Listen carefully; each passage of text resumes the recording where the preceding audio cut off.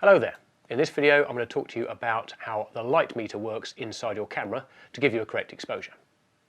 This video is part of my technical fundamentals course, which I'm adding to every single week.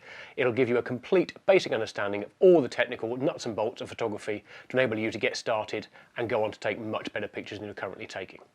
I'm adding to them every week, like I say, roughly on Friday afternoon as best as I can. If you like what you're seeing, hit like, subscribe, make sure you get notifications, add comments below and I'll try and answer any questions I can. But for now, let's get stuck into the nitty-gritty of how a light meter works in your camera. So from those previous videos, we understand what the three parts of exposure do: aperture, shutter speed and ISO. And we've got an understanding of how they're all tied together and the creative effects. But one thing you're probably still wondering is how on earth do you arrive at a combination of those values that gives you anything like a correct exposure? Well, until you reach the point where you're so experienced you can literally look at a scene and just go, yep, it'll be f16, 125th of a second at ISO 100, and surprisingly that will happen to you quicker than you might think if you use manual mode a lot. The way you arrive at those numbers, or a combination of those numbers, is by using a combination of the light meter in your camera and, as much as you can, which I'll come on to in another video, the histogram. Now today all I'm going to talk about is the light meter and how it works. If you leave your camera on some sort of automatic exposure mode, and as I've said before, I wouldn't suggest doing this very often, I suggest you work in manual so you learn better, but just this once, leave it in some sort of automatic mode, you will probably find that when you take a picture, the camera does a perfectly okay job of coming up with a combination of aperture, shutter speed and ISO to give you a decent exposure. Now, it might not be exactly the exposure you wanted in terms of creative effects. It might not be exactly right in terms of lightness and darkness that you're looking for, but it'll probably be okay and probably be usable. Now the way this works is actually very simple. Light comes into the camera through the lens, as we know, that's how you're going to end up making an image, and then some device within the camera measures the amount of light. Now in some cases it's a standalone part of the camera buried deep inside it, but increasingly nowadays what happens is light is measured off the sensor itself to give a greater degree of accuracy, and that obviously will give you a total amount of light. Now this number is then compared against the vast amount of data that's been acquired over the decades and almost centuries now that photography's been going, which I assume has all been put together by some very clever people in some laboratory in Tokyo somewhere. They've gathered all this data together from millions and millions and millions of photographs, and from that total amount of light they can say this aperture, this shutter speed and this ISO will give you a decent exposure. And of course any combination of those, as we know from the exposure triangle, would also work.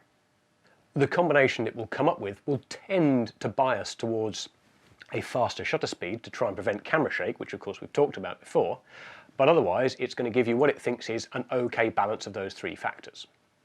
Now, if you use a manual exposure mode rather than, say, an automatic mode of some sort, obviously you're choosing the combination of aperture, shutter speed and ISO.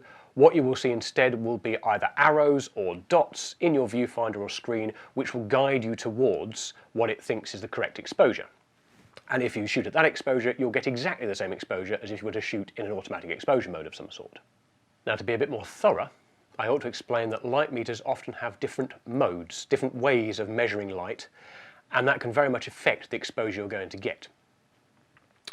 The three main modes you're liable to come across are evaluative, which is also sometimes known as matrix or 3D, it's the most advanced, most current method, center weighted and spot. Now evaluative or matrix or 3D, depending on what your camera system calls it, is the most sophisticated of these. What it does is it takes an overall look at the scene, balances all the different areas and comes up with what it supposes to be a kind of perfect exposure. And they're usually pretty good systems, to be honest. Evaluative is the one that I tend to use when I tend to use a meter. You may even have a more advanced version of this which has some degree of depth awareness. It reads information off the focusing scale on the lens and it will prioritise something you're focusing on, because it probably guesses that something you're focusing on is in the foreground and you want that to be exposed correctly. But they don't all do that. The next method by which your light meter works is called center weighted. This is a very old-fashioned, but again, pretty effective way of working things, which biases the center of the frame. Now, the exact shape of the sort of bias and the ratio of the bias will depend from camera to camera, manufacturer to manufacturer, but very broadly speaking, you can expect 60% of the sensitivity to be focused on the center of the frame and 40% around the remainder. Now the logic behind this is that camera manufacturers have made an assumption that you're going to put what you're interested in the centre of the frame, so they bias the light meter towards that. And the final method, possibly the most sophisticated if used correctly, is spot metering.